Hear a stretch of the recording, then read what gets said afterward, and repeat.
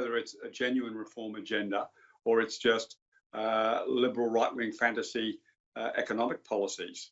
The sort of business tax cut argument that we've had for the last 6 years, you can actually look to the United States. You can look to whether or not business tax cuts do any of the things that the many spruikers here in Australia claim, and they demonstrably do not. There has been a massive gorging of share buyback schemes, which have been for the benefit of no one other than the executives and the existing shareholders. There's been no investment boom that came from it. There's been no wage growth. I mean, I still try to keep a straight face when I see business leaders and government ministers say the wages will increase from this business tax cut. Well, in America, that's not what happened. Well, to be fair, Jennifer Westacott was on this program a couple of days ago, or I'm forgetting what day it is at the moment. I'm sure everyone is at home. But she has said that, you know, business tax cuts aren't a silver bullet either. She's talking about skills and industrial relations reform. So I think if company tax cuts are back on the table, it is a small part of a much broader package. Is that more acceptable to you? Of course, we don't know the details. Yeah. Look, on IR, I mean, what we've got at the moment is almost, and I'm talking about not in the last 3 months, but over the last few years, there's been incredibly low industrial action. Wage rises have been barely above inflation for the last 2 or 3 years. I mean, what is broken in this current system that more reforms are going to actually fix? Businesses have made the greatest level of profit share compared to wage share over the last 5 or 6 years in 20 or 30 years. So what is it that is actually being advocated that the benefits are to the economy? Because the evidence does not support this sort of fantasy right-wing economic policies. Interesting that you say that. So business profits have been good for company tax receipts for government, but not so good for workers. Perhaps that is the lived experience. But if you had one thing at the top of your list and you could get it through on the economic side, the recovery side here, what would it be?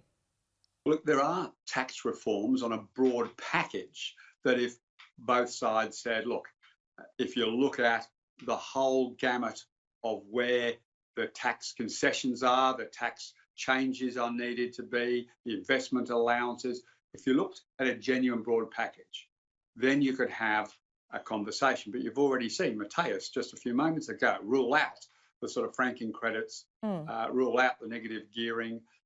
So, I mean, immediately there are things off the table. I don't think any he was talking about, you know, going back to this philosophy that under a Liberal government, you'd have lower taxes.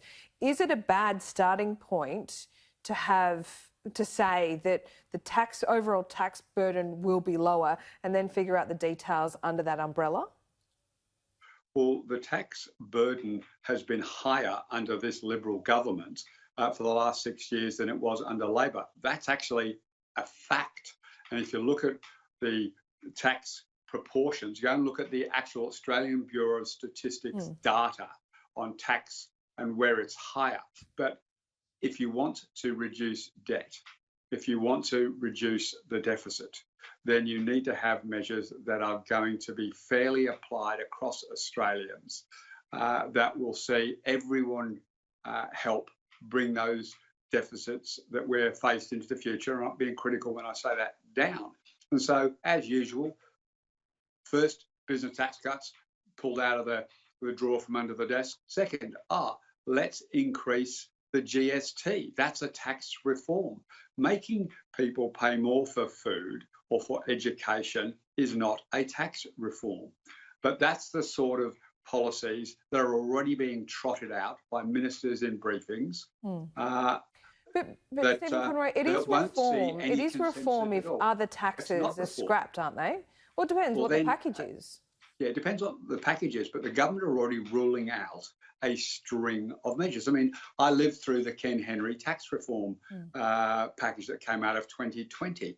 I can't see this government being willing to put homes into the income test so that it's included for the first time. So, I mean, you can quickly rule out half a dozen things that Ken Henry put up that this government wouldn't do. We certainly weren't prepared to countenance. I mean, a land tax has been something that the ACT government put in place and were almost lost an election over because the Liberal Party decided they want to oppose it. So there's a whole bunch of reform measures that, if they're put together so that a fair balance is achieved. But when you've got the government already ticking off things that they will not countenance there being any changes to, you get a bit depressed about this debate.